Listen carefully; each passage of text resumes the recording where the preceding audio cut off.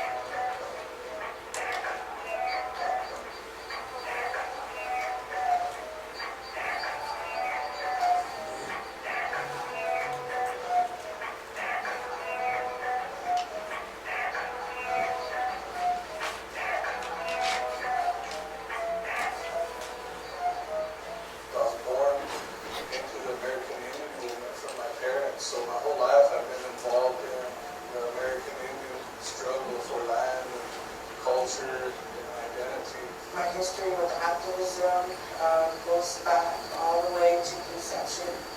My mother, she comes from a really strong spiritual family, and when our way of life was outlawed, my grandparents, they housed a lot of private, secret ceremonies.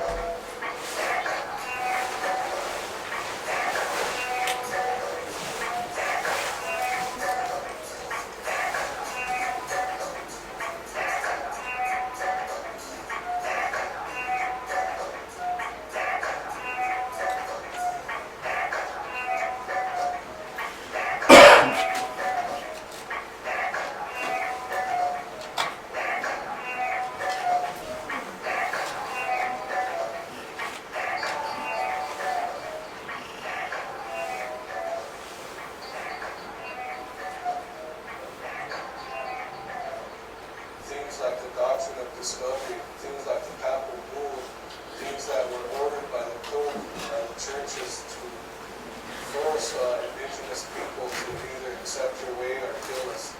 And I want my people to understand that this way was forced upon them. Through colonization, we kind of forgot who we were as our own identity as Lakota people. My parents and grandparents were forced to go into boarding schools where they were forced to not speak their language, they were forced to not have their own traditional ceremonies. My mother, she came from the last forced boarding school era, and she suffered a lot of emotional abuse, sexual abuse. was such a shocking experience for my grandparents that they were going to teach me the Lakota way of life. And they were scared that if they taught me those things that I would be punished. When the American Indian movement came to our homeland, it reawakened our spirituality to where we really didn't have to know it. Now it's just everybody wants to do our ceremonies. We're all here today for a common cause. We're here to fight against white clay or alcoholism. It's something that is tearing our people apart. It's something that was never a part of our culture. White clay is a genocidal hole. It's a genocidal hole and it's swallowing our nation's minds and our spirits.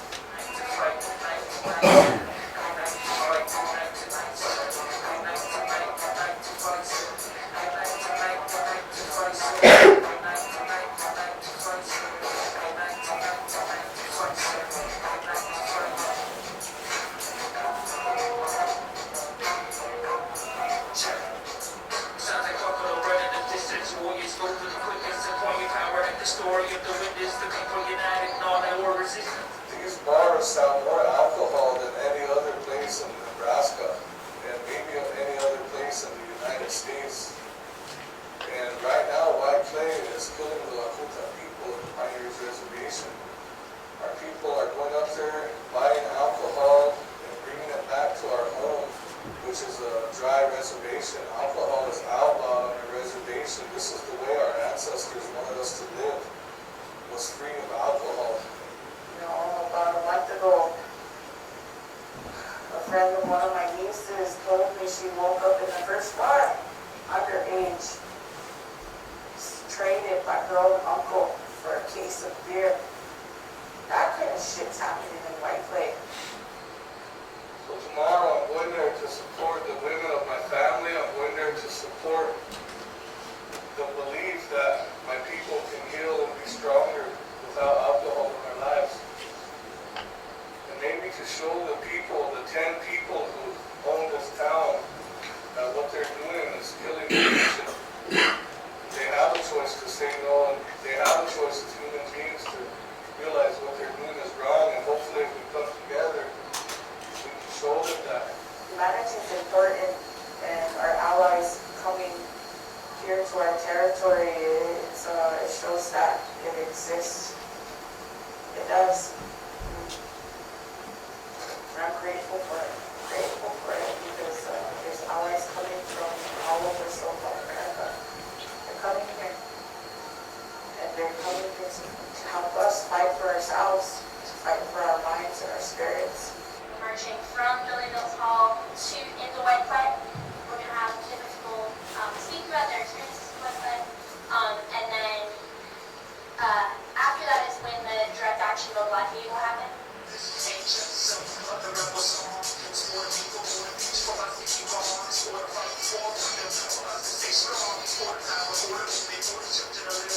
The White Clay action, the motivation for me behind it is to save the mentality, to save the emotional, the spiritual, the mental, and aspects of who we are. And then the physical is going to be a piece of cake to handle. So it's important to really fight for the minds of people. And wiping out White Clay is the first step. As I see it, for these younger kids, these younger ones that are here now, they see all of us banding together to get rid of something attacking our minds. By the time they're here, they're going to be unstoppable.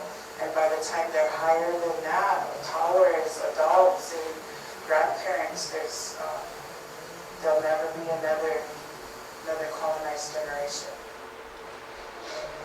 Get here tonight! Witness, hands up! We have enough of alcohol killing our people, killing our children! Can we say no to White Clay?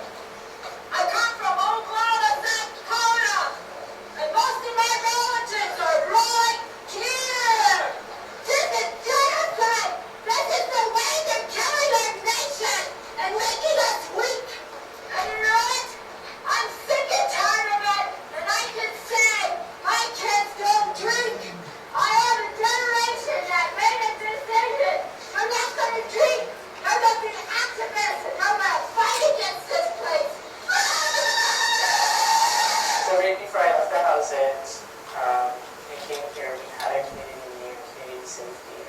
a lot of different things on the agenda in the poster.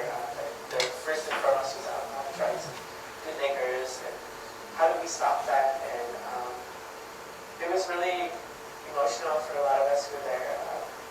So many of us were affected really, really harshly by alcohol. I thought maybe I can come here and see other moms and other women together, and maybe I can bring a little bit of that strength. You know, I work with suicide.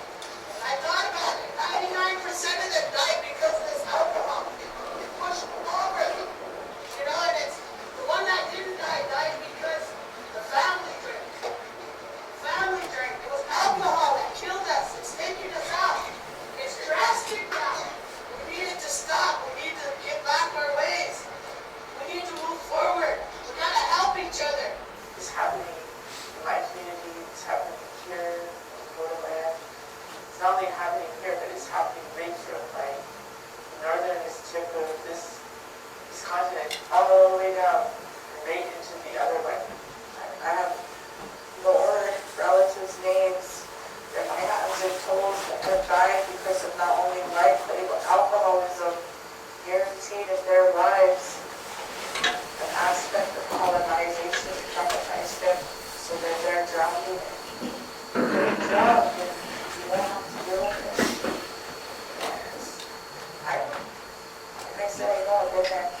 It's myself.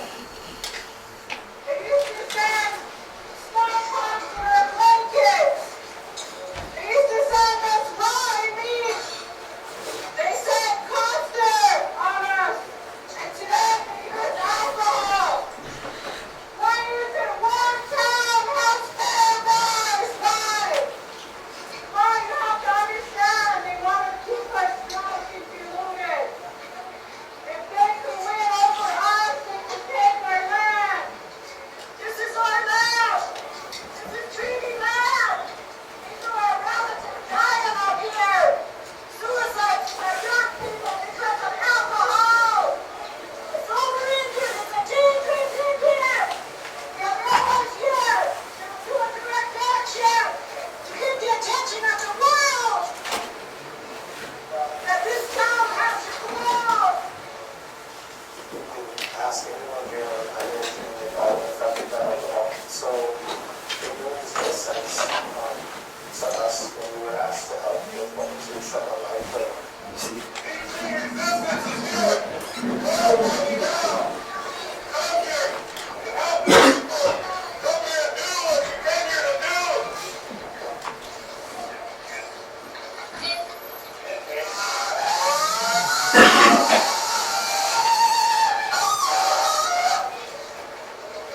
I met T.R. McKenzie immediately. He was there to offer prayers. It was really surprising to learn, that there was this whole movement of non-Indigenous people fighting for the land. The civilization for the last 12,000 years, ever since the so-called agricultural revolution, has really been a war on the planet and on indigenous peoples. And so it's really time for people that were raised in this culture to stand on the front lines with indigenous peoples who are fighting for the way of life.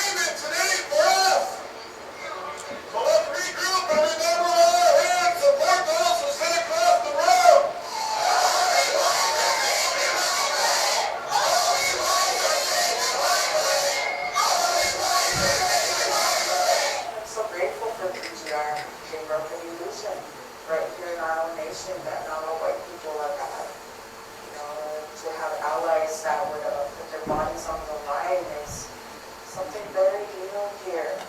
It's very new here.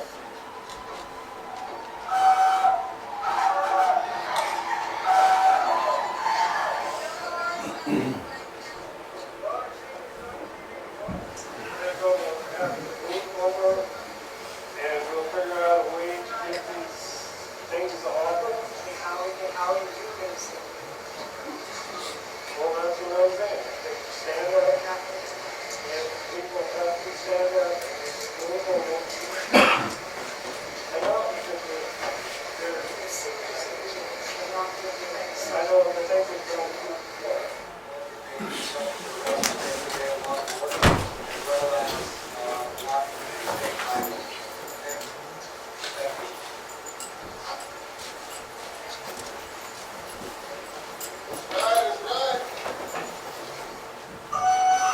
I think for an action like this to take place is so important so that everybody can see what's going on. When you think about it, it's people you know now. You know people who this is happening to. It's not just a brown smear with faces in a picture. You can pick a face out and say, there's a little that they're scared. My message today is also to Anonymous. Stand with us against corporations. We have four that are feeding off of our people. So my call out today also is to Anonymous to expose those greedy corporate vultures that are standing here, devouring our nation, devouring our spirits and our culture and our way of life. My message, my plea is to Anonymous to stand with us and help us to destroy the greed and the death they're doing to our people. Don't give a temper, and I pray you hear our words.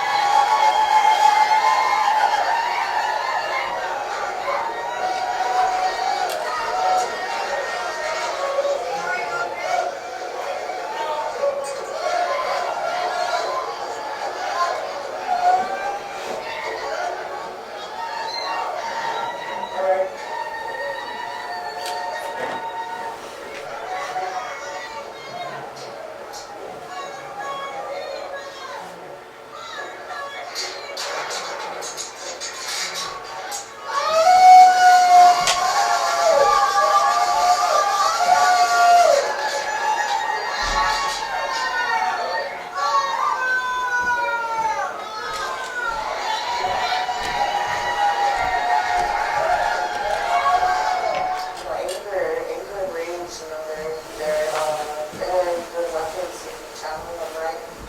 You know, so I guess all I can say is that I'm ready to channel my rage and my anger and my frustration for over 500 years of oppression. You know, so when I tell people, you know, that I'm taking it personal for my nation now, I am. You know, I am taking it on a personal level now. This bullshit of my daughter's husband's gonna be coming in and out of white clay and going home and abusing her or her children. I'll do everything I can to change that. We want to say what belongs to our women and our children. They're bringing us here. And we want to say, we also want to say that this ain't over. This is just the beginning of a long fight. There's going to be more days and we will be back.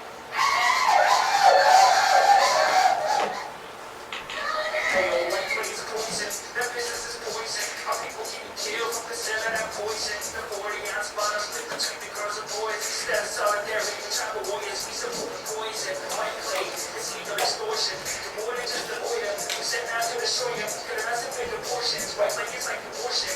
Profit over people, tell me now it's more important. Our future generations are making a quick fortune. Loyalty to all religions are a new pair of Jordans. Sons of Wall Street, a food so you don't eat in the morning. Consume a love, you wanted a fourth quarter. There's a pollution on this land that is stolen. Over a white clay potion. Your whole world, hormones, and flesh-eating corrosion. Shut down every liquor store.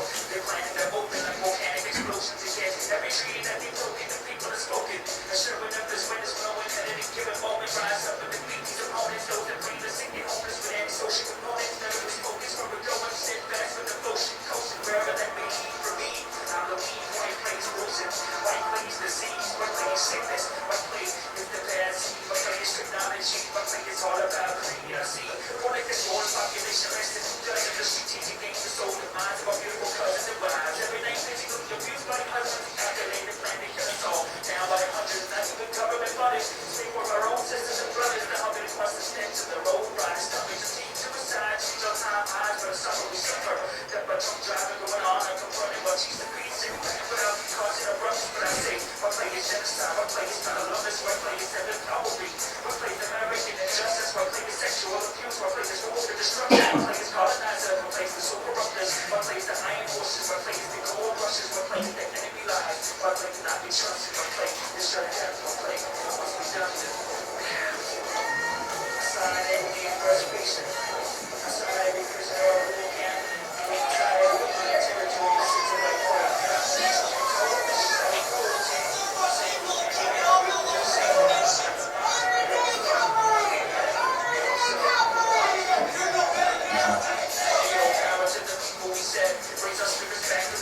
Stronger shots back, the government feds, the cost for which we fled, and now for which we plead. From these strong fiddles we need, lift our hearts for warning needs. Through this knowledge and teach, dispersed to the seas like the water we need. We need to drink and oxygen we breathe.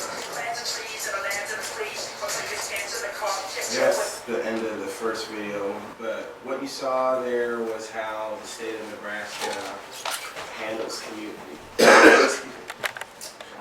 communities that try to resist, whether it's state genocide, state abuse of power, land rights, human sovereignty, all those sorts of things. And it's not just the people, but when regular people take that next step into being a protester, an organizer, activist, whatever word you want to use for it.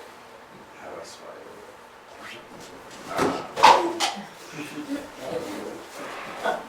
Dan, you go grab some napkins.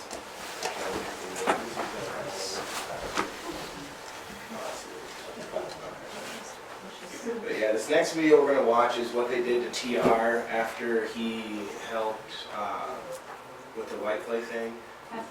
Real quick. Do you have a map anywhere that shows exactly where White Clay is? I can show you. Yeah, he can pull it up later. I think it's part of his presentation. It's Sheridan County, very northern part of Sheridan County. Out by Scotts Bluff area. But this is what happened to TR as a result of that. So there is a risk factor that we take in standing up for our rights, whether it's our own rights or other people's. Is this what you're going? Is this what's going on after that arrest that we saw? No, that was a different arrest. Okay.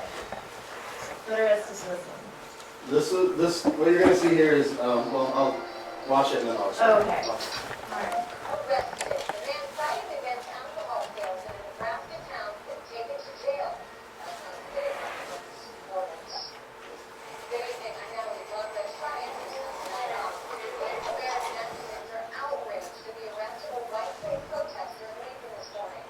It happened as he was about to file a complaint to the Nebraska Liquor Control Commission about alleged threats made by a liquor retailer in White. Victoria said, Page News Press 7 Daniel Shockey reports on how Indian leaders say the arrest makes an explosive situation even worse. While the state control and best control and they were still grease on the fire. Last time they were going to be the front of the visibly set. States was arrested by the protesters and still on screen and the flag. Timothy McKenzie was arrested on state county 5 charges. They stopped and they furnished for a news on time was allegedly threatened their life. Continued to smash and entire slashed. Quit playing these games. The State Liquor Control Commission accusing a store owner of White Nebraska of recently giving away their alcohol to the program, helping them with bags and sticks and encouraging them to be cheeky and protesters buying groceries. I hope they investigate those claims with the same sincerity as they did when they arrested him downstairs. The mayor says tensions are growing in White Nebraska, a town with a population of 14 people, 4 liquor stores. Photos and video on Facebook show the zero tolerance and camp protesters set up across the South Dakota border on the Pine Bluff Reservation. All we're doing is trying to keep them.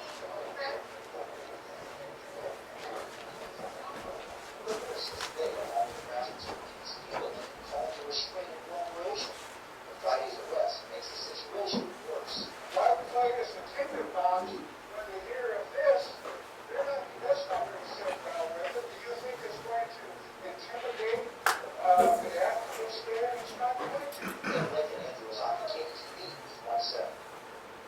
McKenzie posted $1,000 and a $10,000 bond. He was released from the Lancaster County Jail this afternoon. The owner of the liquor store, White Clay, did not return our phone call. Alright. I'm gonna go ahead and turn the floor over to TR now. You've kind of seen a little bit about what he's done in other parts of Nebraska. He gets around the country, he's working against fracking initiatives, pipeline initiatives, and like as I said, these are fights that we're gonna have in Nebraska.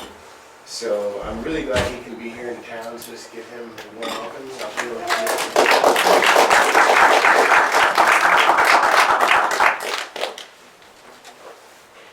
you. Well, thanks for coming.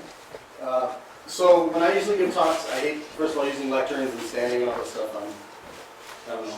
I don't like the status quo at all. So if I say something and you want clarification, it's okay to raise your hand and interrupt me.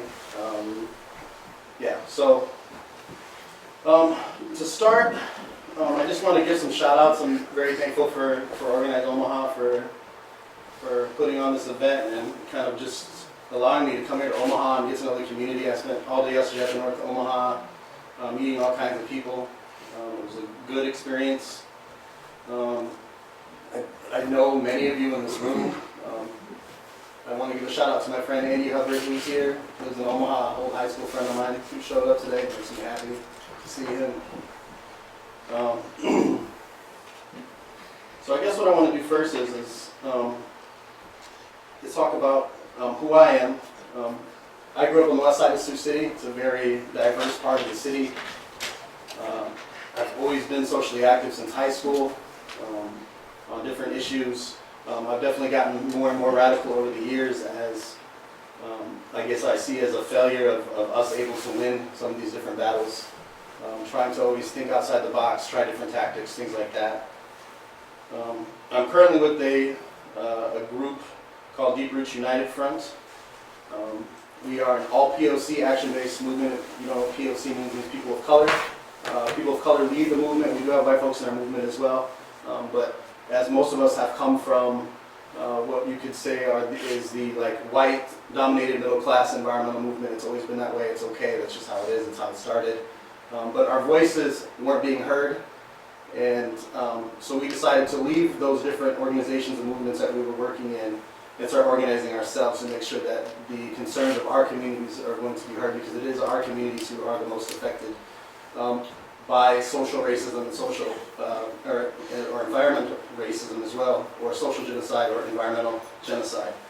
So first I wanted to say, free Mondo and Ed too. If you don't know who Mondo and Ed is in Nebraska, you should figure out who they are and work to get them out. I also want to just kind of tie in this space really quick too. We have to understand that the only reason that we're able to be here today for y'all to come and share community with me today is because of an ongoing genocide that's lasted for over 520 years on this continent. So a genocide happened for this building to be built. That being said, there is a current genocide in this part of town as well against black folks and other people of color, and we need to recognize that as well. So the mission statement for Deep Roots United Front says, as people of color, we recognize that the lethal dominant culture is waging war on all life, destroying cultures, traditions, stories, and communities deeply rooted in the earth. Through the colonization of our minds, bodies, and spirits, we have continually been stripped of our lands and inflicted with violence and poverty. Our liberation will not come through politicians, political parties, or governments. No one will come and rescue us. We are the ones that we've been waiting for. Holding the wisdom of our ancestors, our people have survived centuries of oppression through daily acts of resistance. Now is the time to reclaim those stories, time to end the conflicts that plague our communities, and join together in mutual struggle for liberation. We will take action to protect the land and her children. We will support and participate in creating survival programs to increase the resilience and autonomy of our communities. And then we say for our United Front, and our motto is deeds, not words. So that's who I'm with. We've only been around for about 3 months, so we're pretty brand new, but all of us have been active in different social and environmental struggles for a very long time. So what I want to start with is I want to be able to link environmental struggles with social struggles, and that's really what I'm going to try to do today in this talk. This talk too is going to be really informal. I want you to think that you're in my living room and I'm sitting in front of my computer and I'm going to show you YouTube videos, because we're going to watch a few YouTube videos as well. So again, this is very informal. Please interrupt me if you'd like. So really what we're facing, and I want to bring this back to this community here.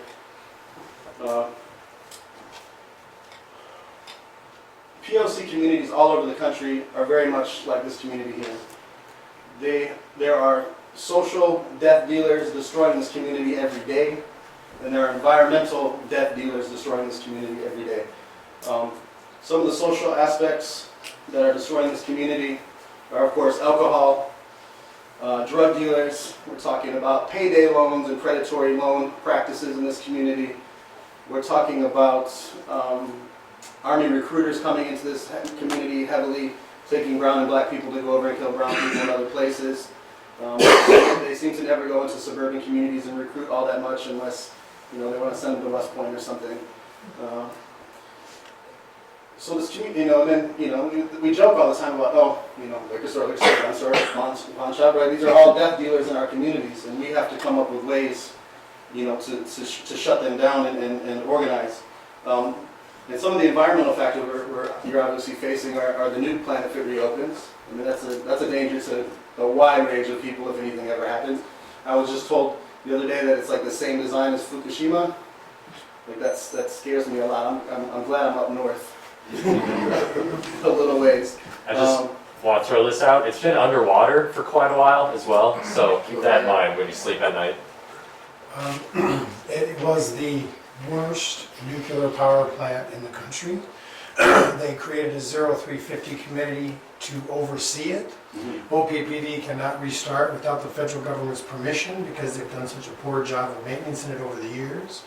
And we're talking things like 8-inch bolts instead of 10-inch bolts in the concrete. Structural concrete structures aren't able to actually hold the weight that they're holding. Any kind of shuddering from any kind of earthquake would make the things collapse, and it's holding the steams. And so there's tons and tons and tons, over 200 categories with thousands of items that they've been working on. And just to let you know, they've dedicated $1.25 billion since 2000 to the end of their license to just keep it closed, just to have it closed currently. So they've dedicated $1.5 billion, $1.25 billion instead of fixing their homes like insulation or something, they've decided to spend $1 billion on that. And so anyway, it's just. No, thank you for the knowledge. That definitely helps with the presentation. And so we have the new plant, and then of course, we had was it yesterday? We had a rally yesterday in the frigid cold at 7:15 in the morning, trying to get this really old coal-fired plant closed in this community. It needs to go. I got on a website called Source Search, I believe it's called, and they claim that there are 14 deaths every year related to this coal plant in North Omaha, 22 heart attacks, 240 asthma attacks. Yeah. And I just want to throw out, it's the largest emitter of mercury of any power plant its size or of any city this size. So they are the #1 mercury polluters in your environment, which isn't all your fish and all your rivers and all that stuff. Okay. So, as you see, this community faces threats from all over, inside and out. And this isn't just an isolated incident in Omaha. This is happening in POC and indigenous communities all over. So what Deep Roots tries to do is try to connect people from the res, connect people from the hood, from the barrio, who are most affected, and we try to connect them with groups like Greenpeace, Sierra Club, and others, and try to get them working in the community, but being good solidarity activists, which means you're going into that community, so you're actually there as a follower, right? It's their community. Nobody knows their community better than them. They should be leading the struggle. They should be the ones being supported. And so that's what we did with these different white clay struggles. We were going in, I'm a Chicano, but when I go into Lakota territory, I take orders from those women. I do whatever they tell me to do, and they like that. So I've been arrested a couple times up there, and I'm currently on 18 months probation, but it could be worse. I could be sitting in jail. So there's a good attorney out in North Platte if you ever need a good attorney. So basically, what I'm going to try to do today is talk about these different social and environmental factors, and some of the things that are plaguing our community. And so the question is, if we're under attack from all these different threats, and I would include Omaha in its entirety. Everyone in the world is under attack from something. Just that our communities are facing multi-layered racism and genocide.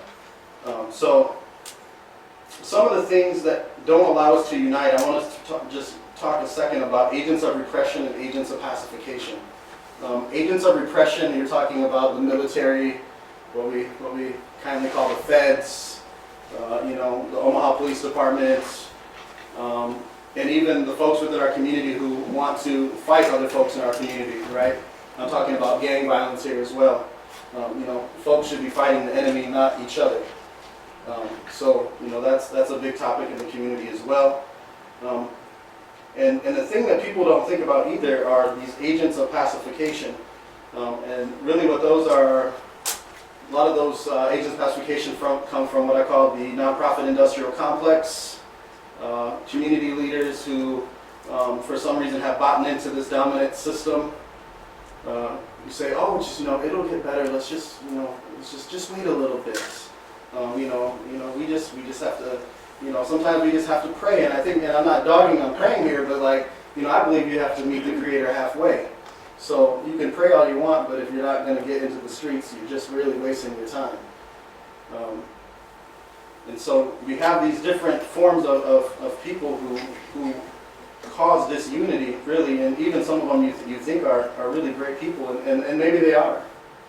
But we're not doing what's necessary to combat the attacks on our community. I want to now show a video, and this video I want to show here, this happened on June 17th of this year in White Clay. Hold on before I tell you. So the President Brian Brewer of the Oglala Sioux Tribe went in. We went in with him. It was delivery morning at 9 a.m. on Monday, and we marched in and told them that they're not delivering today. And we blocked the road. And they ended up arresting Brian Brewer on a warrant for a bad check.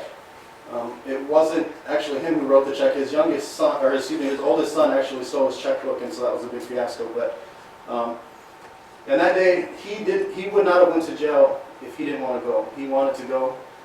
We really have the cops pumped, honestly, in White Clay now. They are really afraid to put their hands on us anymore. And I don't try to glorify this or anything, but the kids between 15 and 21 really stepped up this day from the community. And the cops were brutalizing people. They were punching people. They were holding tasers to our hearts and to our necks. They were throwing women down. They were grabbing women by their ponytails.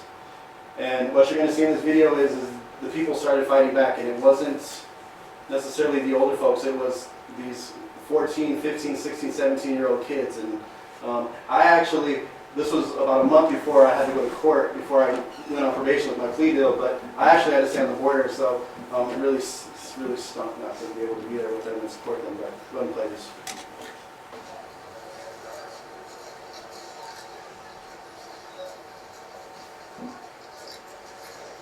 This video is going to be kind of shaky.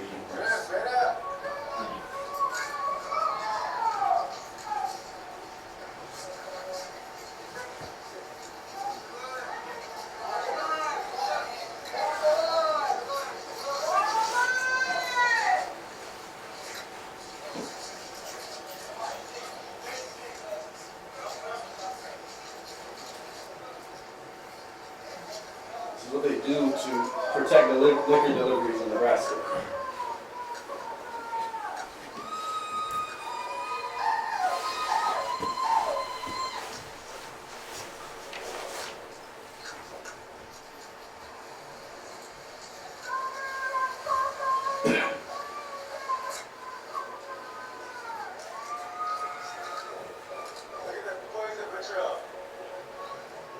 Actually, spending your tax dollars, Nebraska.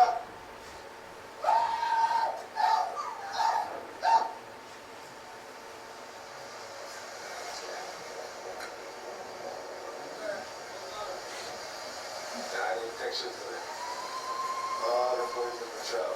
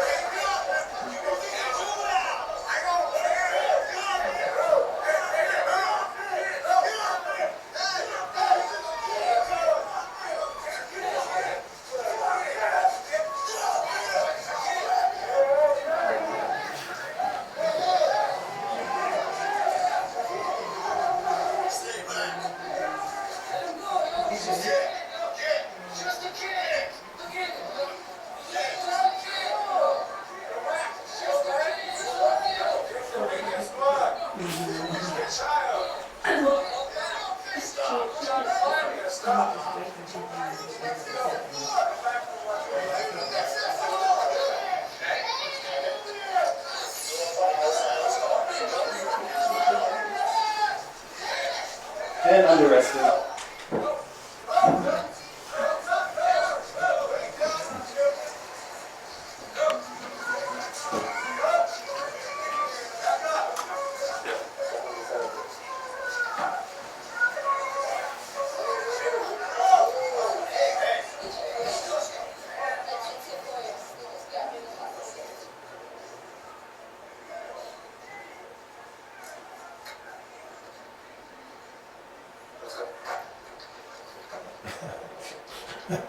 We're free, let's go.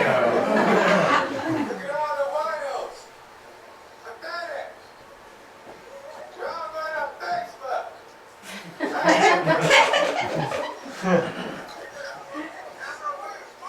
Tressa, girl is 3 times the size of you.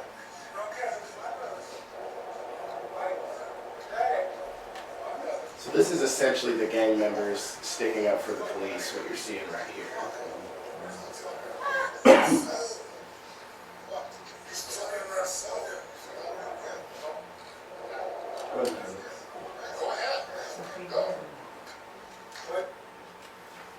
Okay, so that was the day Brian Burr went to jail.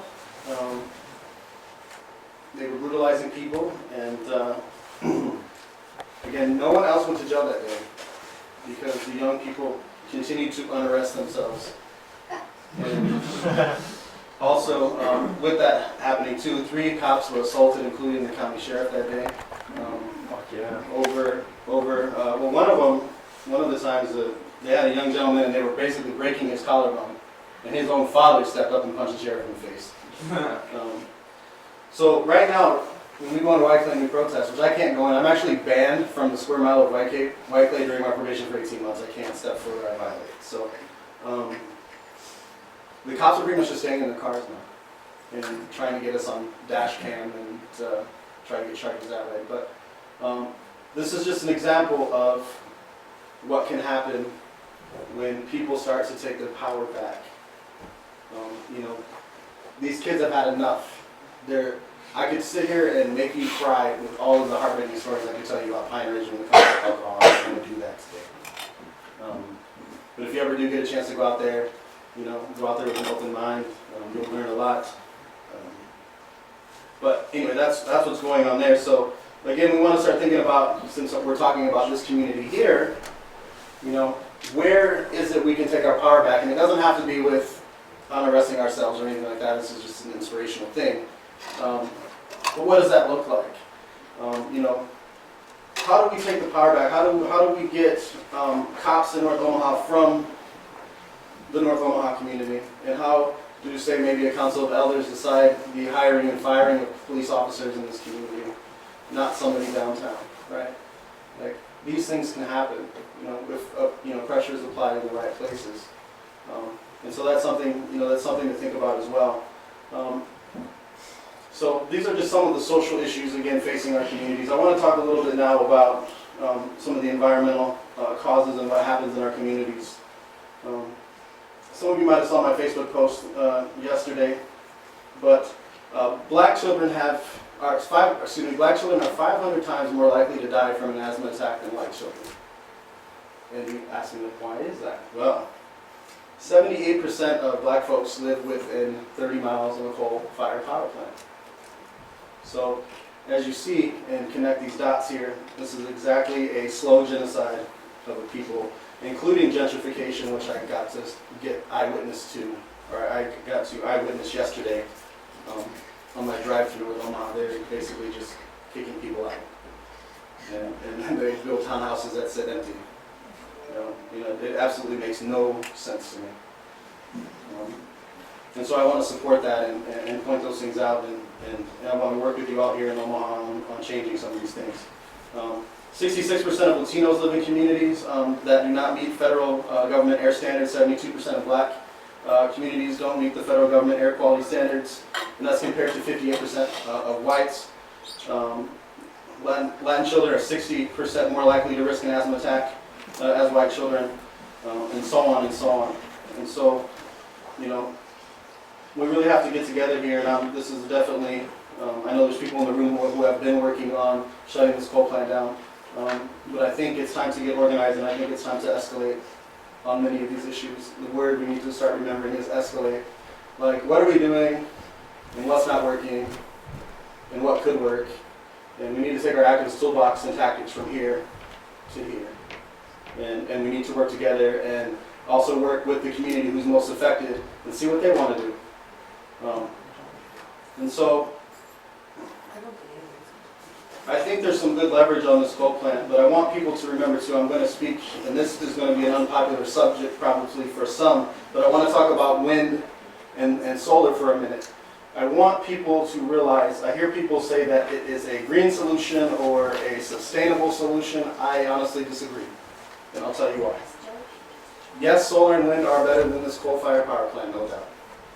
But what we have to realize is that it doesn't matter what man-made thing is built, communities are affected. And I have spent time in some of those communities who have been affected. So does anyone know the metals in a solar cell?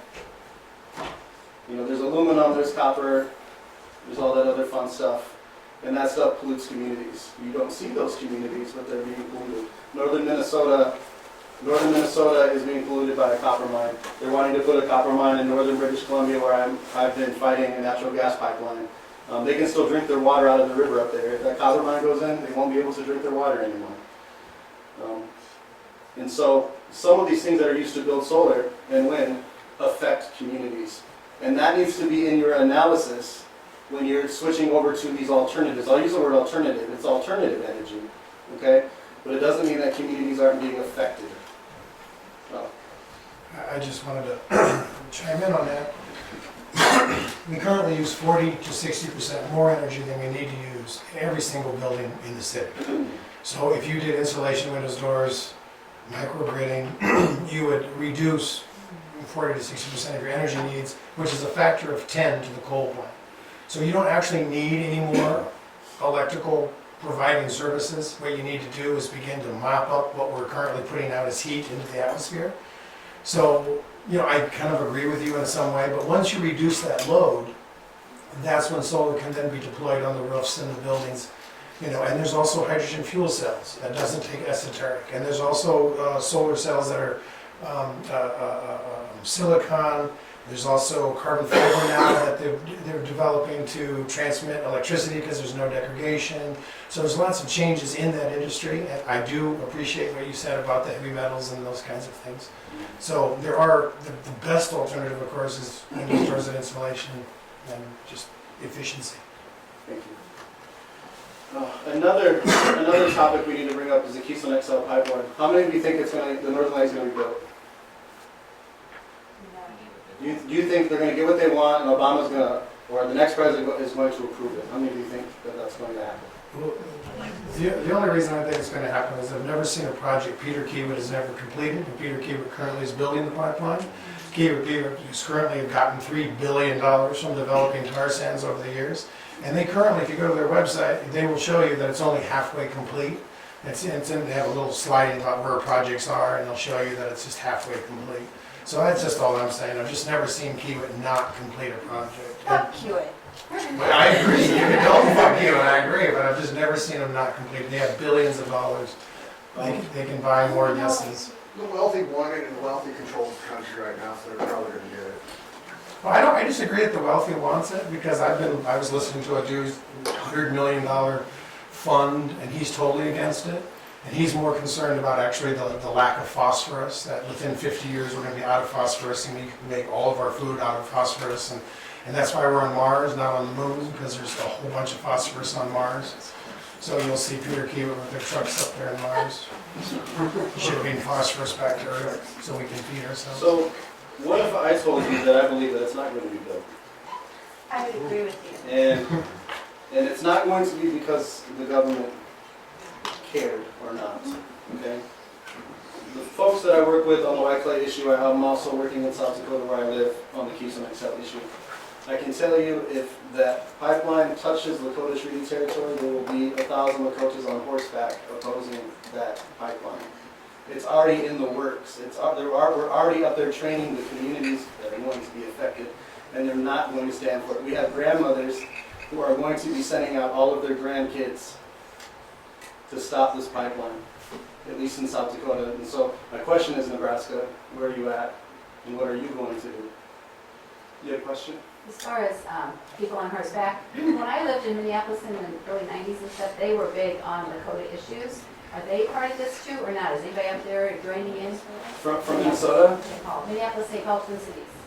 So folks from Minnesota came with Winona LaDuke to a couple of our trainings. The trainings are called Moccasins on the Ground. You can search on the web for those different trainings. But we've been going into the smaller communities, on-res and off-res, training them in nonviolent civil disobedience, and basically teaching them how to organize.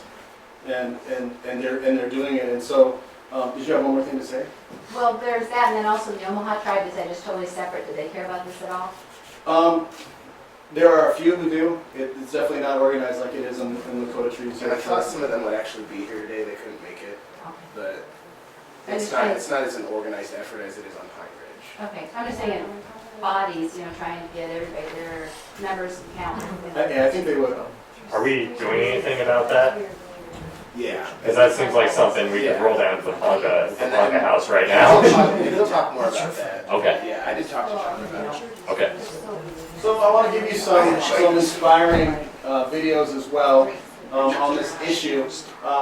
A lower rural woman who's married to a man who lives on Shan River Reservation, which is kind of the northern part of South Dakota. She decided on her own, without asking the community who we've already been organizing, to invite some Trans Canada representatives to give an educational informational session about what they plan to do to the community. And as you'll see, it's actually the women leading the charge here, and they're going to politely ask Trans Canada to leave in this next video.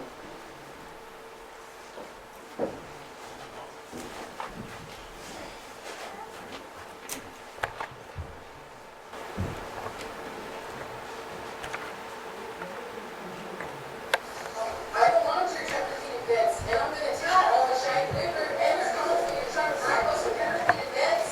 And if you're gonna actually, I'm not gonna, you think there's just some generator or something.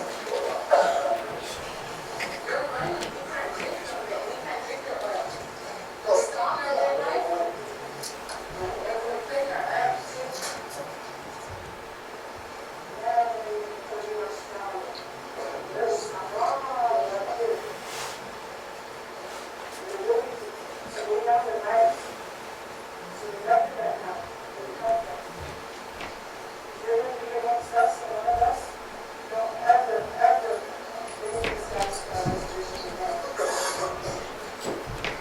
We are here.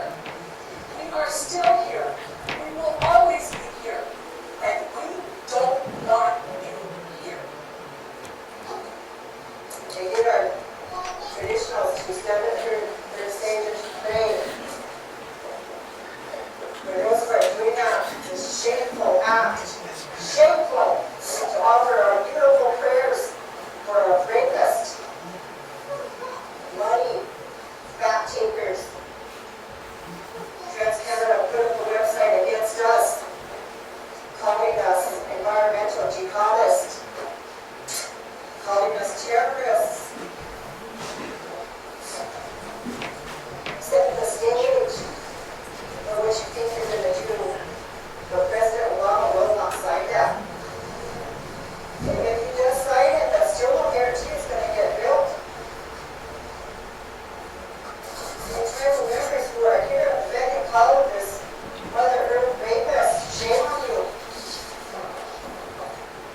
We're getting in bed with them. You think you can vote with a corporation and not go to bed with them? You think you can do that? You can't vote with them and walk away. You're already compromised. We know your names. We've seen you, what you did here tonight, selling us out. For money. That's shameful. Corporations work this way to divide communities,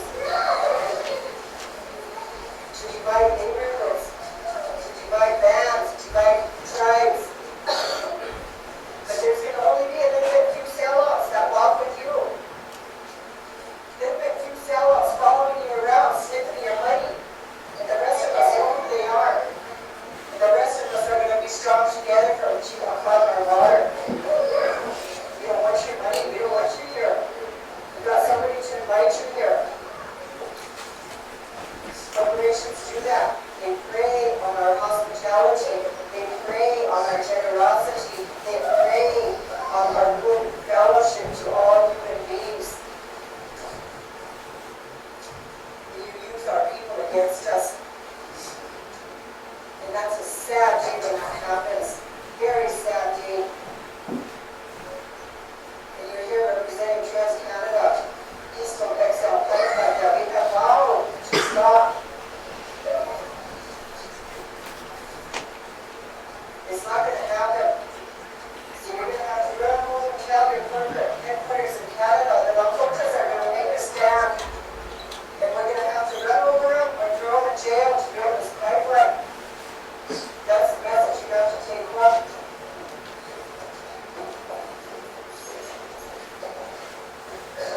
Maybe put it right in here. But that's only one or two people. I'm not from this part here, but this is our treaty territory, all of our treaty territory. But your corporation wants to cost thousands of creeks, lakes, streams, our Oglala aquifer. The Oglala, the treaty council and the elected government passed legislation calling on every single one of us to stand up to oppose you. To put our bodies in front of you, to oppose you. So we came here because we have blood relatives here, we have God relatives here. And they don't want you here, they don't want you here.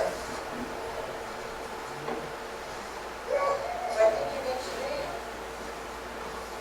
I think everybody in Trans-Canada needs to leave our land. There's a lot of us here as arrestables. We're ready to go to jail to get you out of here. But you can stand up and you can leave. You can stand up and you can leave on your own, or you can be escorted out.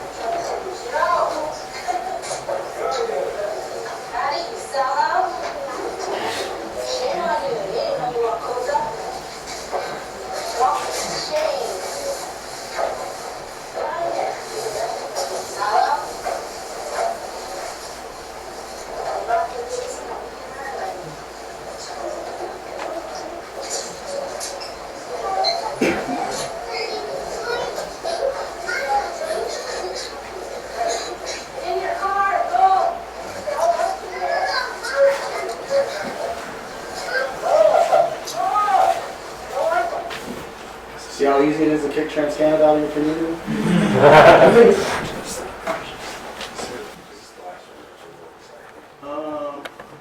There should be the neo-Nazi rally is the next one that we're going to play. Okay, so some good points are brought up. I'm really, really happy to say that all those women who spoke, I can call them personal friends, and it's really nice to work up there with them on that issue. It's really important what they said, and it was kind of taken. They were insulting them. They were calling them sellouts, right? But we're living in an age of sellouts. So many people have sold out. Whether you're a community activist and you're radical and you're really doing good things in the community, but you're not really making money, and then this good job comes, and you take it, and then you're beholden to a board and bosses, and they just clip your wings and you can't fly anymore.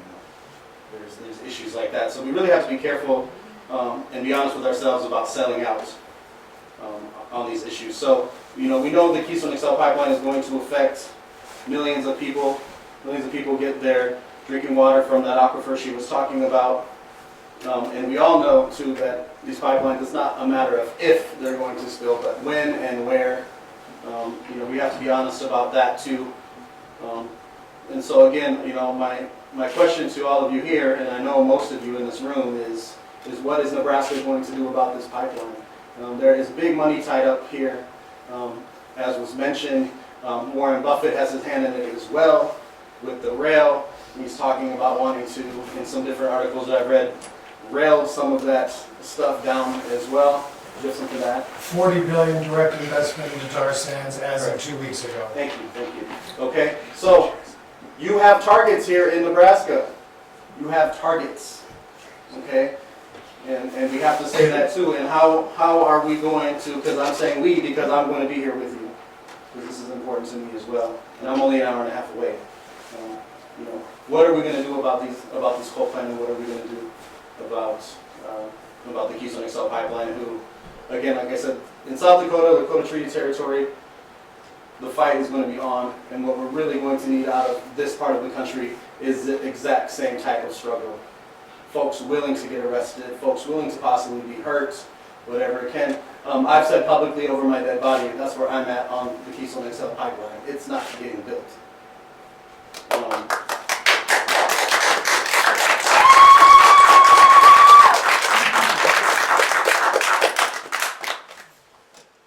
So I kind of want to move into a different direction now on the environmental stuff. I want to talk a little bit about some other work that I do that's really, really important and that affects this community as well.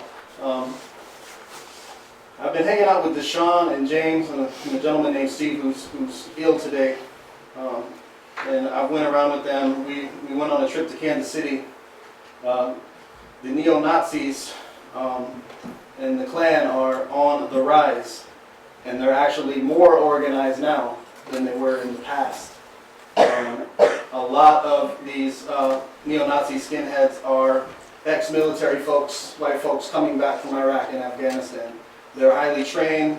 They have arsenals in their homes. We've seen them. And so these are another agent of repression, like I said, and they are here in Nebraska as well, so I'm sure you all know that.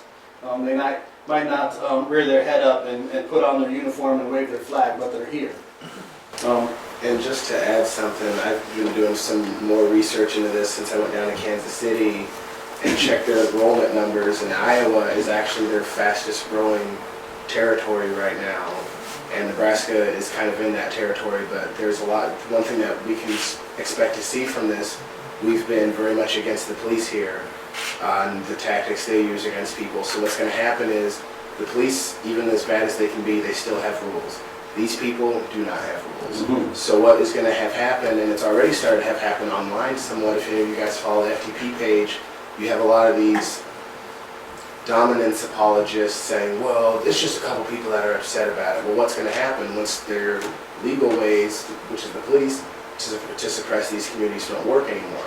You're going to start seeing vigilantes, white power groups coming in, trying to force the police, now that we've figured out how to counter the police here. So that's something to think about, is we're already starting to see the symptoms of this online. It will happen in real life eventually. Two things. One is that why they want to get rid of gangs then, of people of color gangs. But secondly, Glenwood used to be the biggest KKK group, I guess, around. Do we know if that's raising up again, or is it anything special? I don't know specifically about Glenwood. The chapters I saw, there's a big one in Storm Lake, Iowa, which is actually about 45 minutes east of Sioux City. Yeah, that's what from where I am. So it's not even that far from Omaha. We're talking like an hour and a half is a major recruitment center for the neo-Nazi movement.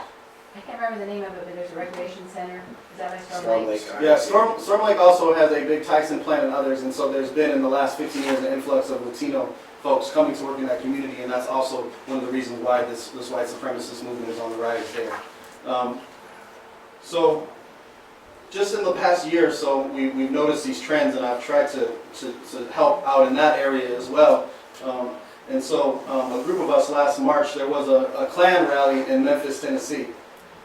If you don't know about Memphis, it's 70% black, has a black mayor, has a black police chief, yet 23 black people have been murdered by the cops in 21 months. Okay, they have a huge police brutality problem and white supremacy problem. What they have in the South is called the Confederate Park System. They have parks named after Confederate generals and lieutenants and, what was the president of the Confederacy's name? Jefferson Davis. Jefferson Davis. So Nathan Bedford, that's okay. Nathan Bedford has 3 parks named after him. He lived on a plantation outside of Memphis back in the day, and he is responsible, they say, directly and indirectly for the deaths of 3,000 black folks back in the day. During the Civil War, he was a colonel, I believe. And so they have these 3 parks in Memphis with this gentleman who is responsible for that many deaths, and he's on a horse, and he looks all proud. It's a bronze statue. Finally, Memphis is waking up, and they're renaming all of these Confederate parks, which is kind of interesting too, because they're naming them with corporate sponsorships. So that's a whole other story, right? And so this is really where I started to see, and the reason I went down to Memphis was because I have a friend who's a former Panther. He was 12 when the LA chapter was firebombed, His name is Rob Muniega, and he called me and said, hey, there's some former Panthers, some elders who are working against police brutality. The Klan hates them, the cops hate them. Can you go down and do a security detail for us? So I was able to get some of my homies from all over Denver. They came from Kentucky, everywhere, and we were able to do that for them that day. But that was definitely one of the most dangerous experiences I've ever been in my life.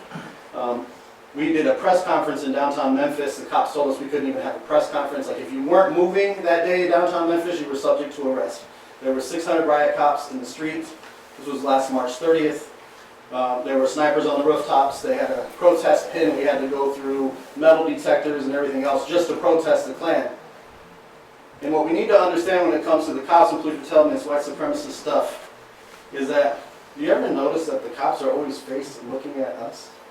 Yup. And not the terrorist organization? Yup. And we need to start questioning the cops on this stuff. Why? You know, we're the citizens. We're just standing up to a terrorist organization. If this country's supposed war on terror means anything, it needs to include the terror that our people face here in the United States as well. Another issue, well, let's go ahead and, anyway, Steve and James and Sean and I went down to the Kansas City rally that they had, was a couple weeks ago? Yeah. In Kansas City. And just watch the video. This is what happened. So,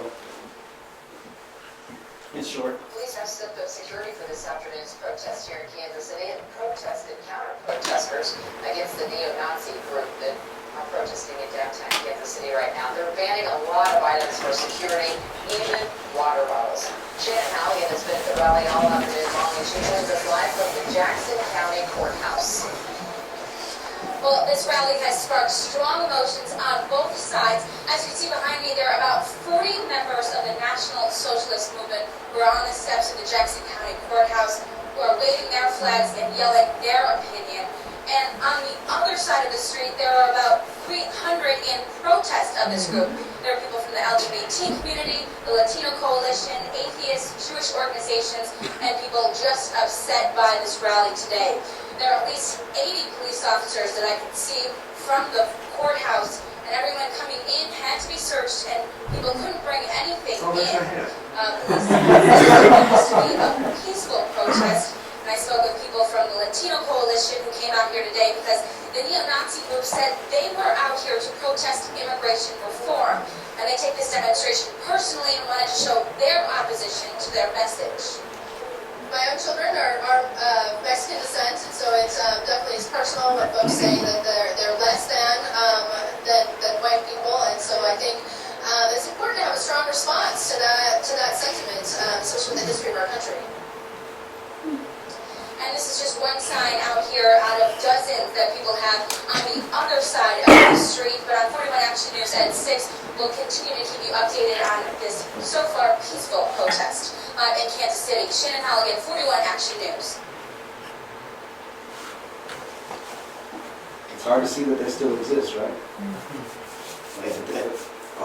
And not to interrupt, I have my own video that I took of that.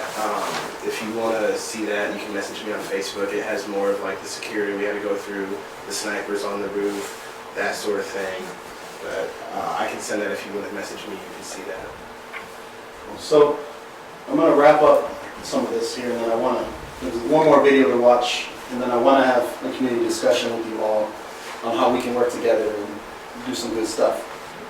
If you've taken hopefully anything out of this presentation today, and I know it was somewhat short, is that our communities are under attack from many, many different peoples and organizations, the government, the police, corporations, and they're well organized and they're well funded, and we're not.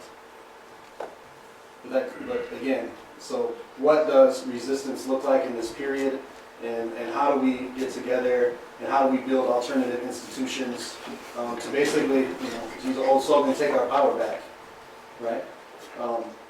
And so as I was driving to North Omaha yesterday, I saw so much green space, so much opportunity I saw. They're doing different things in different communities, but how do we create safe places, clean spaces, unpolluted places, and places where we can get together and organize and build community power? Some of the ways that people are doing this are of course, like community gardens, They're building edible forest gardens in Seattle. We need to encourage our people to just meet the neighbors in your block. How many people in here know every neighbor on their block? I grew up in the suburbs, though. Okay, so first assignment, get to know who you live next to. That might be important. Just say, I'm just from the neighborhood, hello, I want to make sure our neighborhood's safe. This is my name and number. If you ever need anything, just let me know. Like, go around to each of your neighbors and say that, and see where you get. Instead of coming home from work and just lounging on the couch like we all want to, of course. Spend an extra 20 minutes each night going to a different neighbor and see where y'all can work together and what your interests are. Maybe your interests are in gardening, both of you. Maybe it's in that, the neighborhood really isn't safe anymore. So how do we get together with our neighbors to put together our own neighborhood watch system? And then you start talking to your neighbors, other issues are going to come up. Right? You're going to start talking about them. You may not agree on everything, and that's okay. But, I agree with even right-wingers on some things. I hate to admit that, it's true. We all want safe communities where our kids can grow and get an education and be healthy. And so those should be issues for everyone. So we need to work on basically getting together with our neighbors, and then we need to work on kicking out what I call the death dealers in our communities as well.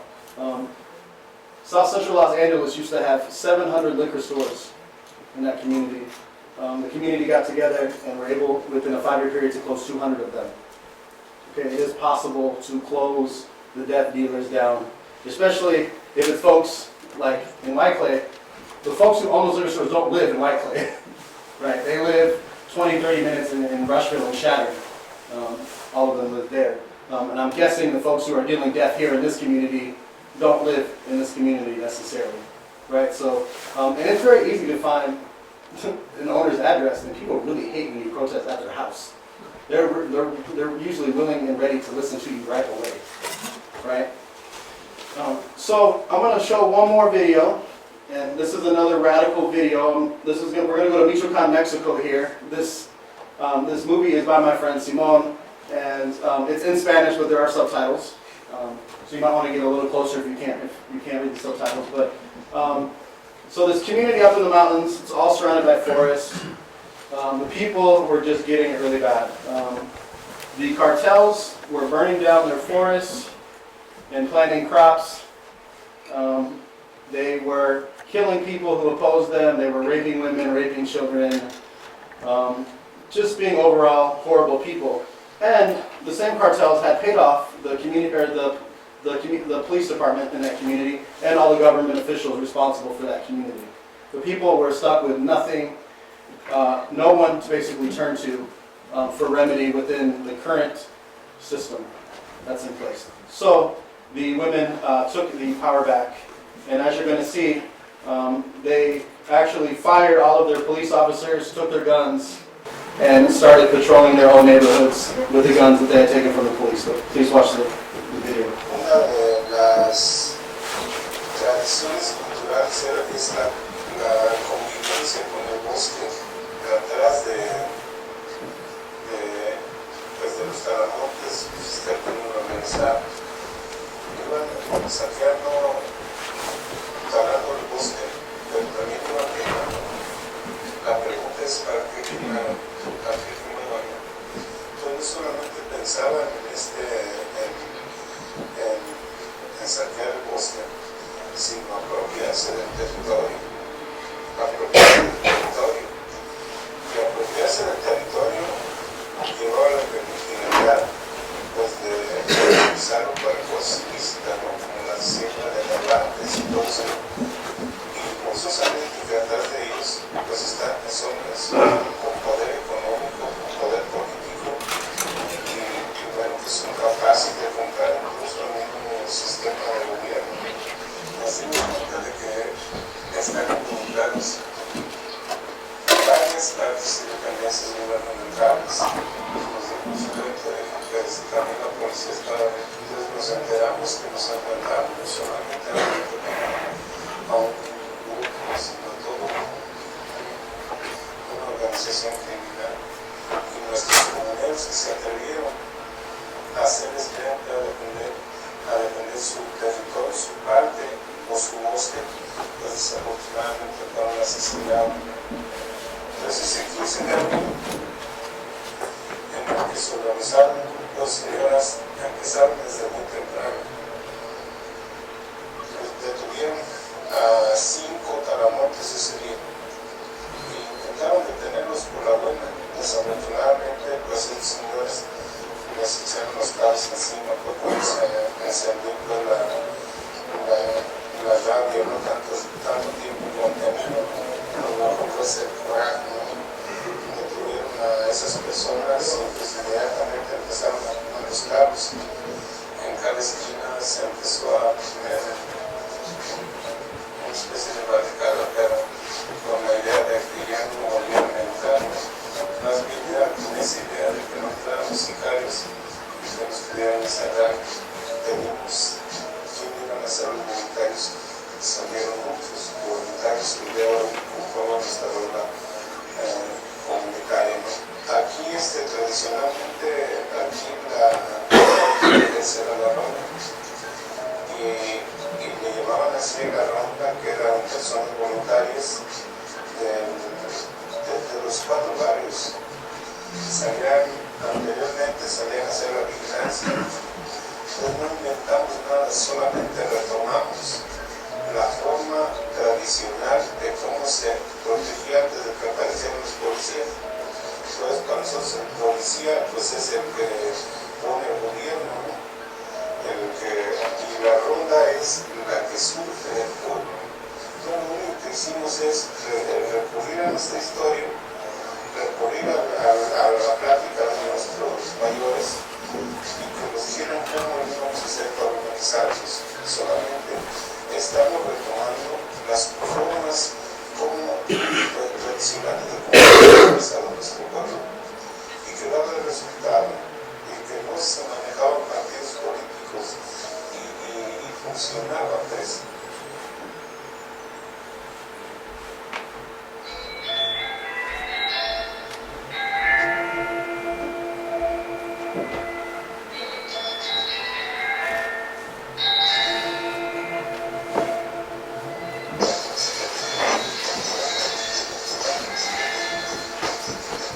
Entonces creímos conveniente de que la ronda comunitaria tenía que jugar un papel dentro del área interior, pero también teníamos que buscar que no se siguiera saqueando nuestro bosque por los vecinos, por los mismos sicarios, y era como el lugar donde se venían a saquear nuestros bosques.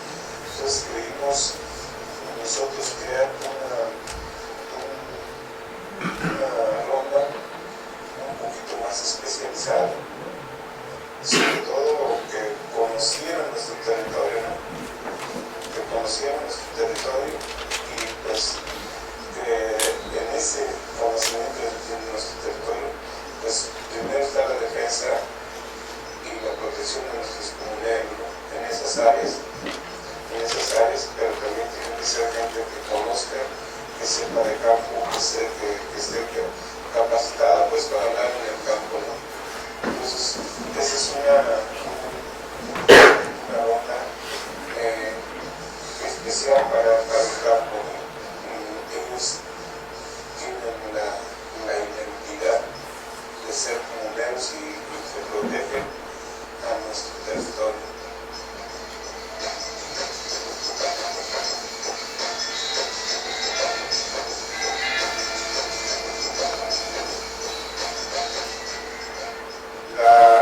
Lo referente a cómo nos protegimos, pues las armas que tenía la policía municipal son las que utilizamos y son las que se siguen utilizando. Esas mismas armas porque consideramos que son radical idea. y pueden ser necesarias para la defensa de la ciudad. Y cuando nos pidieron las armas que las entregaron, nosotros dijimos no, no vamos a entregar las armas, pues que nos pertenecen. Nosotros dijimos que todo lo que se nos atravesara lo íbamos a hacer a un lado. Se nos atravesaron las elecciones organizaciones que las hicimos a un lado, no nos interesaron las emociones. Bueno, lo único que hicimos es recurrir a nuestra historia, recurrir a la plática de nuestros mayores y que nos dijeran cómo lo íbamos a hacer para organizarnos. Y por eso siempre decimos que en el pueblo hay sabiduría, hay conocimiento, hay formas de organización. Aquí es donde decimos que los políticos a veces se dicen que son los que saben todo, los asesores, no, los verdaderos asesores, los del verdadero conocimiento están en el pueblo.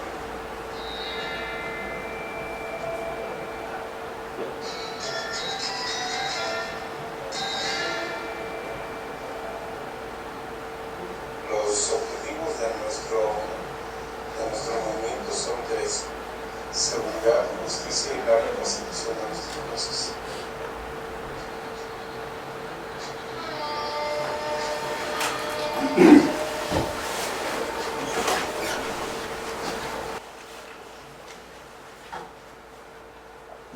So before I want to open this up to discussion, a community discussion. I want to just plug one book, and I'm not in it or anything, but it's really important to my organizing. It's called The Black Panther Party, and it's Service to the People program. It's a book about all the survival programs that they put on. And what's nice about this is every single program that the Black Panther Party put on, they never charged a fee for any of their programs. Okay, so if you work in a community, we try to remember that as well. So. One last thing, and this is the part that I hate talking about, but I did bring some stuff that helps me travel, and I hate asking for money, but if you want to contribute, I do have some books and pamphlets and magazines. Everything, there's a folder over there, everything's by free will donation, so take what you like, give what you like, and we'll go from there. So I want to open the discussion by saying I'd like to really talk about how folks can get together here to take on some of these issues. Maybe you can just, before if you want to talk, maybe at least introduce yourself to everyone before you speak.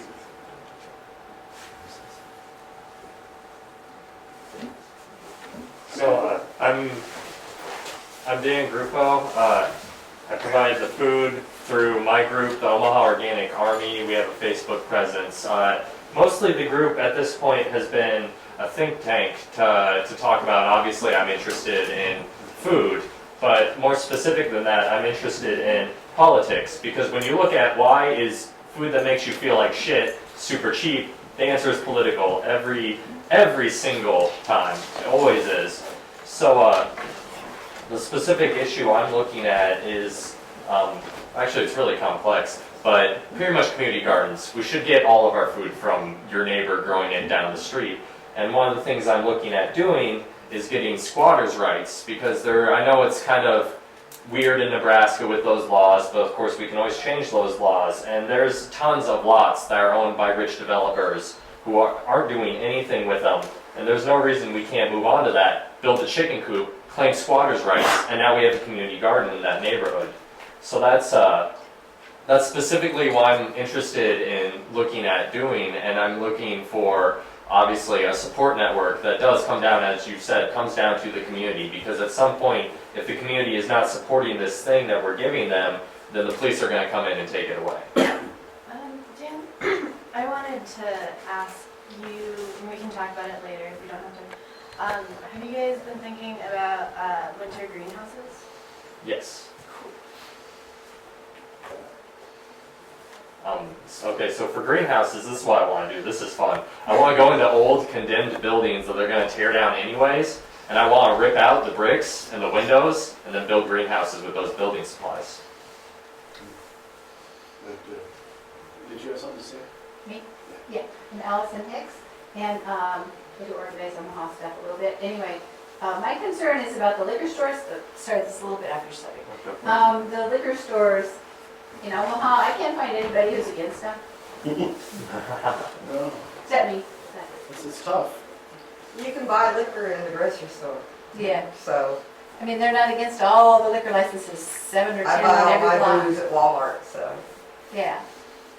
But I mean, there's so many liquor licenses and just keep approving them all the time. Yeah, one of the things I guess you next. One of the things I realized in the state of Nebraska when I was doing my research on white clay is that, I don't know if you know this, but there used to be a public intox law on the books in the state of Nebraska. The grocery stores and convenience stores, their lobby fought to overturn that law. So if your city doesn't pass an ordinance against public intox, you can drink wherever the hell you want in Nebraska. You can be pretty much as drunk as you want, as long as you're not bothering So anyone. especially no Omaha doesn't have one?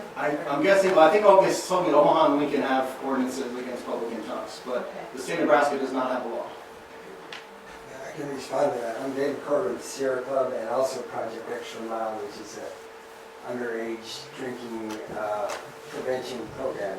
So to answer your question, there is a group called Local, and they passed they got the city council to pass an ordinance about nuisance, and but the problem goes back to white clay. I noticed in your film you called it the Liquor Commission, and it's really, that's more accurate. It's called, the official name is Liquor Control, and there's no control in it.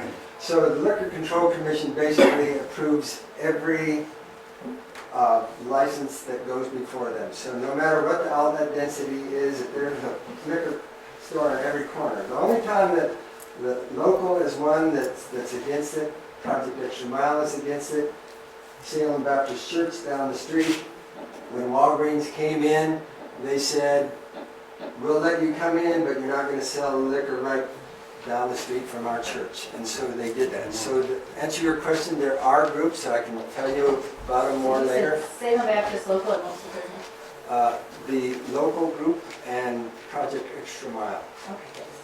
And make it easy on yourselves. If you know of a community, like we talked about this church community, you know, you're not going to get rid of every liquor store, right?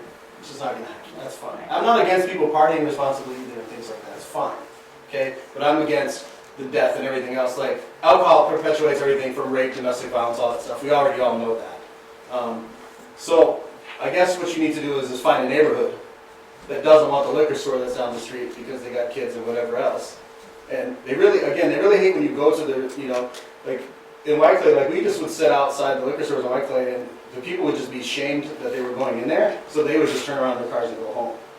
Also, a lot of people don't realize there's cross addiction between alcohol and booze. They talk about marijuana being a gateway drug or something, but like my ex who got into all kinds of really, really super heavy drugs, he was always cross addicted with alcohol.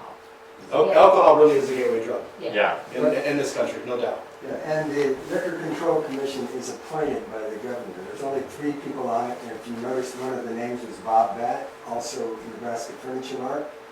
And so if you want to say, get Bob Batt's attention, you probably got to go to Nebraska Furniture Mart. And how much would he like that? You protesting outside Nebraska Furniture Mart over alcohol. Yeah. Good idea. I like that about the White Clay store. We have to do that. Let's talk. Yeah. I just want to say I'm running for OPPD board again this year, 2014. And District 2, it's a new district thing. It used to be citywide. Now it's really doable. It's only 93,000 people in my district. It's Cummings to Kew and 50th to the river, roughly, until we get the official maps. But so anybody who wants to support clean energy candidates for OPPD, there'll be all three districts that are running will have somebody in it that's an environmental candidate. If no one steps up to run against the La Vista guy, Crystal Gregg will step in and she'll run against him. And then of course, I think somebody's doing the Del Weber, you guys were talking about doing the Del Weber district. And then I'm in District 2. So there'll be 3 environmentalists. We're not competing against each other. That's what's very exciting. Each district is its own competition. So you'll have all 3 voices in the press. The press will have to cover each one as a separate thing instead of a big group thing. And so I just think there'll be more information on renewable energy and that kind of stuff in this election cycle. And so anyway, I just wanted to, and since it's a low year, off year, the more people who show up, the better chance you'll have to win. When's that election? April is the primary, and then if we make it through the primary, then we'll be next November. And January 1st, I start putting flyers door to door, so when you call me, my name is Laverne Train, T-H-R-A-E-N, Train for OPPD. Why? He's knowledgeable and he cares. And what is he knowledgeable about? Saving you money by lowering your electric bills. And what does he care about? Saving you money Why by did voting. he do that? Why does he care about that? So that's the slogan, so there it is, and that's what's happening.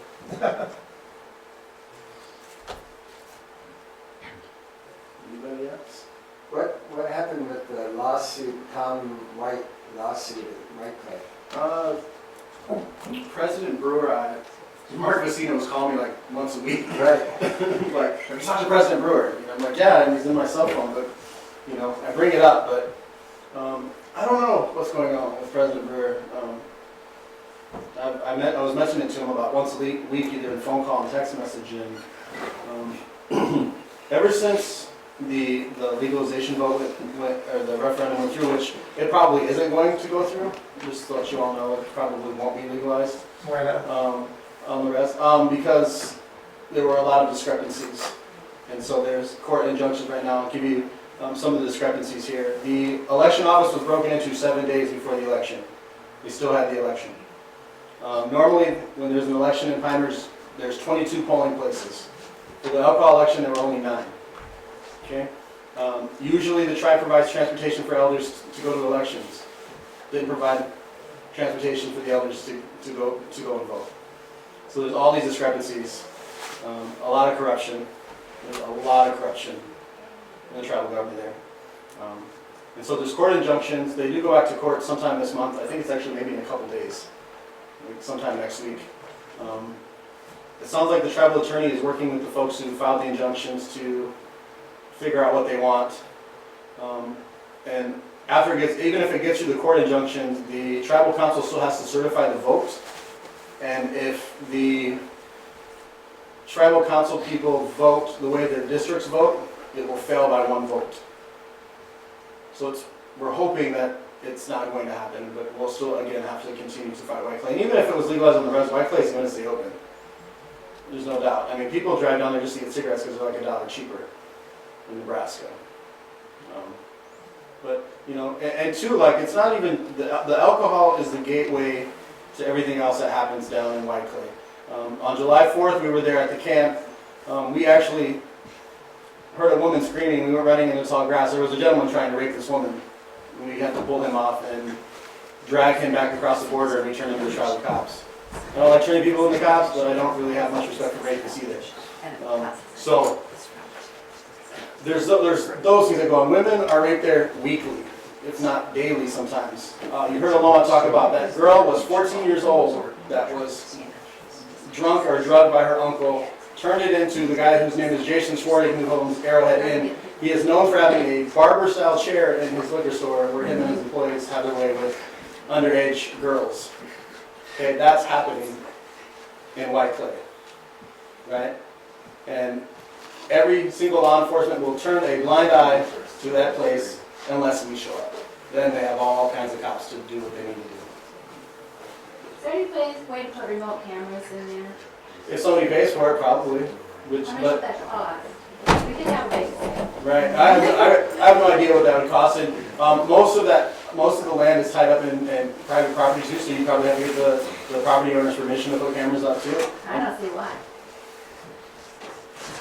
Maybe Are they asking us to be able to do that with underage girls? See, I didn't get asked, so I don't think I have to ask them to put cameras in. Oh, you're saying like, I mean, you could probably wear a camera too and go in and like, Yeah, but they're probably not gonna rape anybody while I'm standing there. oh yeah, of course. So I'm just saying, if the camera over there and they didn't know it was there, then if you put it on like, I don't know, national broadcast, international, whatever, then maybe there would be more pressure and they wouldn't have to just have local authorities do it. And it would be really hard because the way that the liquor stores are set up there, it's not like going in and you go pick out what you want and you go to the counter, right? You go in the door and there's just a big counter and all the booze are behind the counter. And So so, you probably have really good security too then. yeah, oh yeah, they have, all of them, I pretty much know all the guns that are in the different stores people have told me. The bats that were given out were in that store. We knew that those were in there too. Yeah, it is the, you know, it's called Skid Row on the Prairie. It is the worst place in Nebraska and one of the worst places in the country, no doubt. And as long as, you know, the state's going to make $500,000 off excise tax there, and I won't remember the other numbers, but they're making millions of dollars, the state is, in taxes. And they don't care. I mean, it's literally, the law enforcement there is basically like, these residents are from Pine Ridge, not my problem, even though they come to Nebraska to buy booze and hang out in the street. They just don't care. South Dakota's real crooked too, right? What's that? South Dakota. South Dakota is a very corrupt state. Do you know what happened with the boycott of Budweiser? Because I know the Creighton Prep and Creighton students were. I talked with them and I worked with them and I read their press release before they put it out and all that, and it was good, but honestly, I think the students that were putting that on, they're not activists, they're students, and they really needed some support, and I honestly didn't have the time to do it. But it's amazing how many people still think Budweiser is an American company, and it's Belgian. Right. It's a huge international. But I honestly don't, I'm not a person to think petitions and boycotts work. They rarely do. You know, to bring, There's a giant boycott in South Africa. yeah, investment sometimes works. Like, again, I'm not saying they don't, I'm saying usually they don't work. It did work And that's once. true. Right. It just transformed the entire Please give country. me hope, don't crush Just my hope. transformed the Yes. entire country, but it did work once. Yeah, those things don't work. Like, I want to quote Malcolm X here too before we go, since we're in this space too. You know, he said, you know, we have to confront them at every level, and every time they look over their shoulder, they need to see us. You know, they need to be afraid of our power that comes from the community, right? You know, and another quote he said was, and I try to live my life by this, and it gives me courage. Is he's like, you know, I live like a man who died 20 years ago. You know, so he was basically saying, you know, I do these things and I say these things because I'm not afraid to die. You know, for the cause. And you know, another great leader, Fred Hampton, you know, it was the 44th anniversary of his assassination this past week. You know, he says, you know, are you willing to struggle for the people? Are you willing to die for the people? You know, the word of the day for me at all my talks is escalation. Broadening your tactics. We need it all. You know, when it comes to it, we need folks working on food. We need folks working on police stuff, and we have to get organized. And so I'm super excited about this group, Organize Omaha. I think that there is some real potential at really changing your communities. Please, in your work, please go into the communities and hear what the people want, especially the ones who are most affected by all these things that I talked about today. Talking about escalation too, it's funny because it hits a point where, you know, you have food. Well, what are we doing to grow our food? We're spraying shitloads of nitrogen, we're spraying shitloads of pesticide. The pesticide runs off the farm into the river, and now we're not talking about food anymore, we're talking about the environment. And then you set up the thing to fight against it, and the cops show up, and we're not talking about food anymore, we're talking about the cops. It's a hydra, you know, there's a bazillion different heads facing us, but it is one issue that we are all fighting against. And that's why I like this message of escalation and doing everything and taking on as many different tactics and battles as you can and just rolling back everything. Thank you for that. Thank you. There's a couple people. Andy, then Graham. Has there been any attempts to physically remove those stores, like arson or cutting their power lines? Or Is that the whole burn? Sure is. Some of those concepts are happening. I mean, have any of the activists gone that far? Yeah. Assaulting any of the owners? There was I hate using this word. There was a riot. It wasn't really a riot, but in '99, when it kind of all sprung up. Two gentlemen were murdered with a hatchet and then dumped on the Pine Ridge side. Back in '99, it took place in White Clay. And they looted, I think that were two. They took back some reparations from the stores, cigarettes and all that stuff. And there was an attempt to ram a fire truck into one of the stores in '99. They couldn't get the fire truck to work. I heard from the folks who were in the truck trying to do that. No, we have to be really careful when we talk about this stuff too. It's good you brought that up. People have been talking about doing that White Clay's been in existence for like 110 years. Right? It was established as a whiskey town by the War Department. So, you know, it was to keep a warrior people down who they couldn't control. You know, just like the law talked about, they brought custard, they brought smallpox, and now they got alcohol. And it's working really, really well. In fact, the folks in the community are paying for it. They're paying for their own, when they go in and buy the liquor, they're paying for their own genocide. So yeah, people have talked about it. The problem is right now, like the stuff that we're doing is all just state crimes, and there's this thing called the Major Crimes Act. And so if somebody did that on Pine Ridge,